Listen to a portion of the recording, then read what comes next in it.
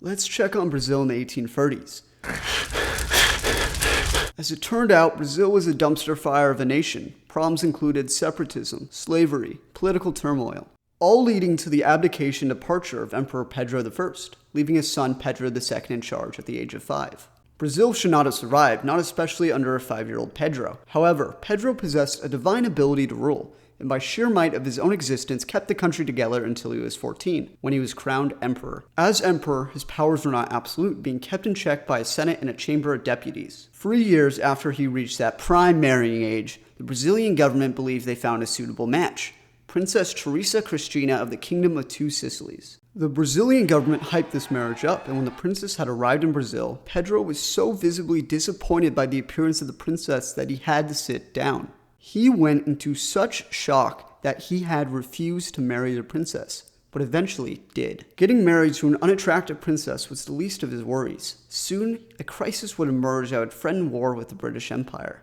In a treaty with the British, the Brazilians had crossed their fingers that they would never, and I mean never, dream of ever conducting in such an evil and barbarous practice such as the slave trade. And they meant it. They would never follow through with this again.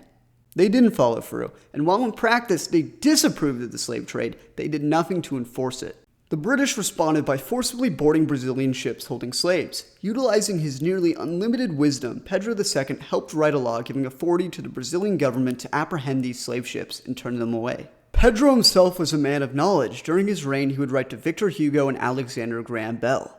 In the booming city of Rio, one British diplomat prayed for the downfall of the nation: William Dougall Christie. In all respect, Christie was a loser. As a member of parliament, all of his motions failed. Clearly, the British loved Christie so much they sent him as far away as humanly possible. He was sent all across South America until finally settling in Brazil. In 1863, he sent an ultimatum to the Brazilian government.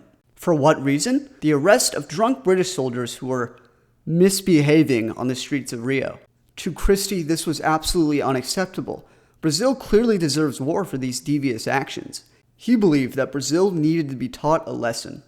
Brazil would not be pushed around, not especially by a little whiny Englishman, and called his bluff by severing ties with the British, ignoring the ultimatum, and prepared for war.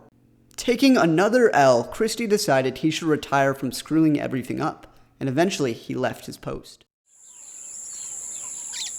In 1864, the Paraguayan War began. Now this war is one of the most interesting and devastating events to ever occur in South American history. However, for the purpose of this video, here is the very simplified version of this. Paraguay was acting naughty and decided to piss off 3 countries: Uruguay, Argentina, and Brazil. This should have been a very easy war. However, it lasted for 5 years, with Paraguay losing 60% of its total population. And the total casualties of the war are estimated to be around 400,000 people. 3/4 of those deaths would be Paraguayans. Pedro II was instrumental in winning the war. He demanded for Brazil to win a total victory, no matter the cost. And he succeeded.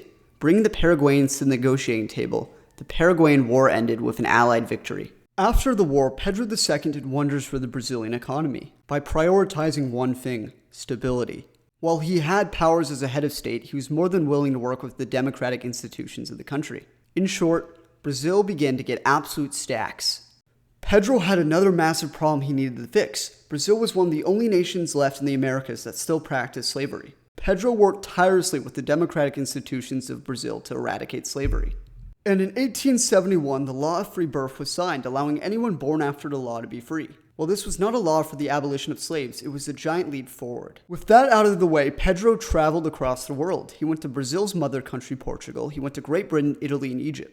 He went back home, then a few years later, he would travel across the United States. He visited San Francisco and Washington, D.C. He'd later visit the Middle East, traveling all over the Ottoman Empire. While traveling, he did not want to be recognized as king, instead going by the name Pedro de Alcantara. Upon his return home, the beginning of the end for the Brazilian monarchy began. Pedro got sick and traveled to Milan for treatment. There he learned that slavery had been abolished. Even in ill health, he could not help but feel optimistic for his nation's future. He would return home. In 1889, Pedro II was dethroned and a republic was proclaimed. This came as a shock to much of the population who loved Pedro or did not mind him. Pedro left the ungrateful nation and retired in Paris, where he would pass away in 1891 at the age of 66.